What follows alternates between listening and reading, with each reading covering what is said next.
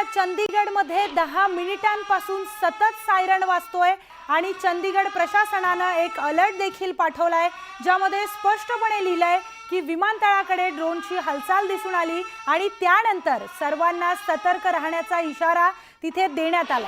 तर आपण पाहतोय चंदीगड प्रशासनाने आता अलर्ट जारी केलेला आहे। गेल्या 10 मिनिटांपासून सतत सायरन तिथे वाजतंय आणि चंदीगड प्रशासनाने एक अलर्ट आता जारी केलेला आहे, ज्यामध्ये स्पष्टपणे लिहिलंय की विमानतळाकडे ड्रोनची हालचाल दिसून आली आहे आणि त्यानंतर आता सर्वांना सतर्क राहण्याचे आदेश देण्यात आलेले आहेत किंवा निर्देश देण्यात आलेले आहेत। विमानतळ परिसरात ड्रोन दिसल्याची माहिती समोर आल्यानंतर प्रशासनाने नागरिकांना, सर्वसामान्यांना सतर्क राहण्याच्या सूचना केलेल्या आहेत।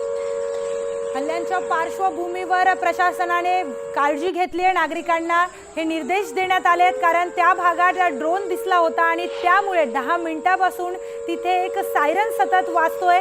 या सायरनमुळे तिथल्या नागरिकांना एक अलर्ट प्रशासनाद्वारे जारी करण्यात आला आहे की कृपया तुम्ही घरामध्ये थांबा, इथे हल्ल्याची परिस्थिती निर्माण झालेली आहे। दरम्यान असाच एक अलर्ट अमृतसरमध्ये पण देण्यात आलाय। प्राजक्ता, अमृतसरमध्ये देखील विमानतळावर अलर्ट जारी करण्यात आलाय आणि हाच अलर्ट आता चंदीगडमध्ये सुद्धा जारी करण्यात आला। ही दृश्य आपण प्रेक्षकांना दाखवूयात कशा प्रकारे खरं तर सायरन वाजतंय। चंदीगडमधली ही दृश्य आहेत। चंदीगड प्रशासनाने आता सामान्य नागरिकांना अलर्ट केलेला आहे। विमानतळ परिसरात ड्रोन दिसल्याची माहिती मिळाल्यानंतर हे अलर्ट जारी करण्यात आलंय।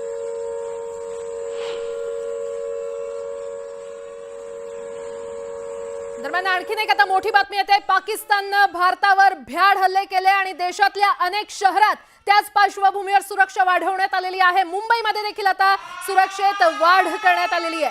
दरम्यान मुंबई ही देशाची आर्थिक राजधानी आहे, त्यामुळे आणि मुंबई कायमच इथे दहशतवाद्यांच्या निशाण्यावर खरं तर मुंबई नेहमीच असते आणि त्याच पार्श्वभूमीवर आता सुरक्षा वाढवण्यात आलेली आहे। ही थेट दृश्य आपण पाहतोय। राजधानी दिल्ली मधली सध्या ही दृश्य आहेत, कशा प्रकारे आता भारतीय सैन्याकडून किंवा पोलिसांकडून दक्षता घेतली जाते। मोठ्या हालचाली राजधानी दिल्लीमध्ये घडताना पाहायला मिळतात। देशात अनेक ठिकाणी सुरक्षा वाढवण्यात आलेली आहे। दरम्यान संरक्षण मंत्री राजनाथ सिंह यांच्या निवासस्थानाबाहेर देखील आता सुरक्षा वाढवण्यात आली असल्याचं कळतंय। तर राजनाथ सिंग बैठकीसाठी निघालेले आहेत। कालच्या हल्ल्यांच्या पार्श्वभूमीवर एक महत्त्वाची बैठक दिल्लीमध्ये पार पडतीये, त्याचेच दृश्य आपण आता पाहिले। राजनाथ सिंग बैठकीसाठी निघालेले आहेत। आता आपण मुंबईचे दृश्य पाहणार आहोत।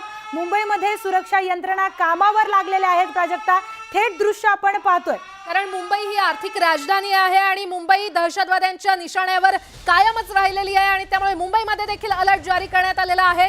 थेट जाणार आहोत। आमच्या प्रतिनिधी सुस्मिता भदाणे पाटील आपल्यासोबत जोडल्या गेलेल्या आहेत। सुस्मिता, एक प्रकारे आपण पाहतोय भारत पाकिस्तानला वारंवार सडेतोड उत्तर देतोय, प्रत्युत्तर देतोय, मात्र आता इथे सुरक्षा देखील वाढवण्यात आलेली आहे। शासनाकडून, पोलिसांकडून दक्षता घेण्यात येते। खरं तर मुंबईतील अनेक किनारी भागांमध्ये आणि संवेदनशील भागांमध्ये पोलीस प्रशासनानं काल रात्रीपासूनच चोख बंदोबस्त तैनात करण्यात आलेला आहे। पोलिसांच्या सुट्ट्या या रद्द करण्यात आलेल्या आहेत आणि त्याचबरोबर ज्या वेळेला वाहनं रस्त्यावरती फिरत आहेत त्या सर्व वाहनांवरती लक्ष केंद्रित केले जाते। पर्यटन स्थळी सुद्धा पोलिसांची विशेष कुमक ही तैनात करण्यात आलेली आहे। सध्या आपण बघतोय गिरगाव चौपाटी बाहेरचा परिसर आहे। तुकाराम ओंबळे यांनी 26/11च्या हल्ल्याच्या वेळेला ज्या ठिकाणी दहशतवाद्यांची कसाबची गाडी अडवलेली होती तोच हा सिग्नल आहे आणि याच सिग्नलवरती आपण बघतोय सकाळपासून पोलिसांनी विशेष अशी गस्त घातलेली आहे। या समोर आपण जर बघतोय तर समोर गिरगाव चौपाटी आहे, ज्या गिरगाव चौपाटीवरती एरवी आपल्याला प्रचंड मोठ्या संख्येने पर्यटक पाहायला मिळतात, परंतु आज काही अंशी पर्यटकही या ठिकाणी आलेले नाहीयेत। पोलिसांनी तशा सूचना सुद्धा थेट पर्यटकांना दिलेल्या आहेत, त्यामुळे पर्यटक नाहीयेत। रस्त्यावरनं जी वाहनं जात आहेत त्यांची काल रात्रीपासूनच तपासणी केली जात आहे। मुंबईतील अतिसंवेदनशील भाग आणि गजबजलेल्या परिसरांमध्ये Chhatrapati Shivaji Maharaj terminus, Andheri station, LTT station, त्याचबरोबर गिरगाव चौपाटी, जुहू चौपाटी, वर्सोवा चौपाटी अशा महत्त्वाच्या परिसरांचा समावेश आहे। त्यामुळे सध्या आपण बघतोय गिरगाव चौपाटी बाहेर सुद्धा पोलीस अलर्ट आहेत। अगदी ट्रॅफिक पोलीस असतील किंवा इतर पोलीस सुद्धा नागरिकांची चौकशी करतात, नागरिकांशी संवाद साधतायत। नागरिकांना काही अडचणी येतात का हेही बघितलं जातंय।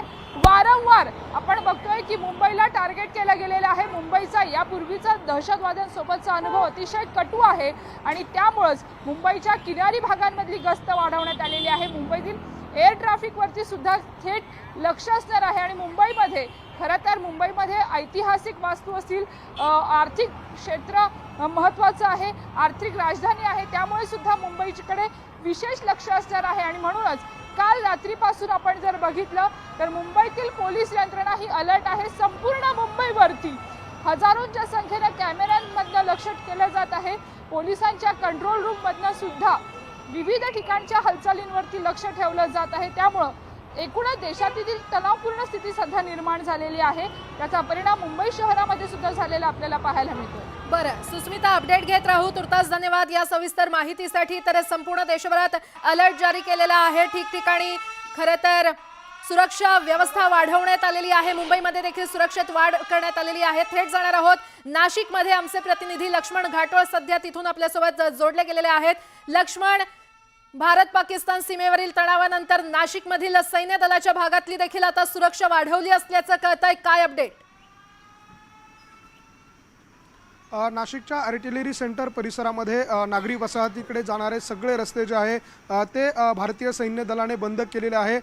ज्या पद्धतीनं भारत पाक सीमेवरती तणाव वाढलेला आहे, या तणावाच्या पार्श्वभूमीवर आता नाशिकमध्ये जे तोफखाना केंद्र आहे, आर्टिलरी सेंटर आहे, जे भारतामधलं सर्वात मोठं आर्टिलरी सेंटर म्हणून ओळखलं जातं, तोफखाना केंद्र म्हणून ओळखलं जातं, त्या आर्टिलरी सेंटर भागामधनं अनेक नागरी वसाहतीकडे जाणारे जे रस्ते होते ते आता पूर्णतः बंद करण्यात आलेले आहे। इतर वेळेला भारतीय व्यवस्था को नुकसान पहुंचाने की कोशिश कर रहा है तो दूसरी ओर उसकी आड़ में यह घुसपैठ की कोशिश कर रहा है, तो ये एक बड़ी सफलता है भारतीय एजेंसी के लिए।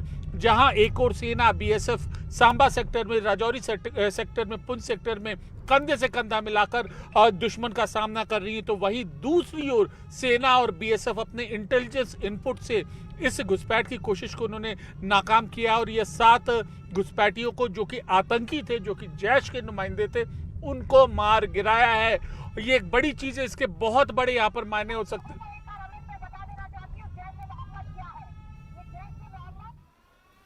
पुन्हा एकदा जाऊयात लक्ष्मण, आमचे प्रतिनिधी आपल्याला अधिक माहिती देत आहेत। लक्ष्मण,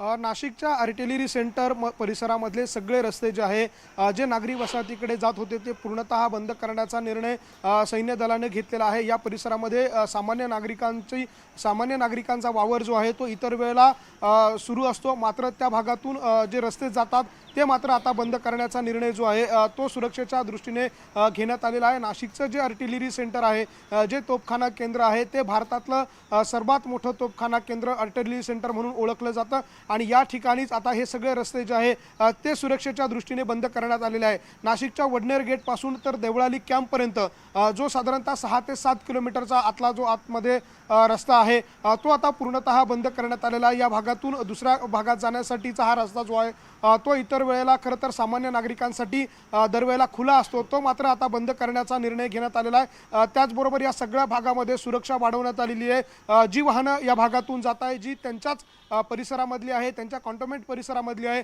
त्या वाहनांची देखील आता कसून चौकशी जी आहे, तपासणी जी आहे ती केली जाते। त्याचबरोबर आर्मी लक्ष्मण एव्हिएशनचं माफ करा,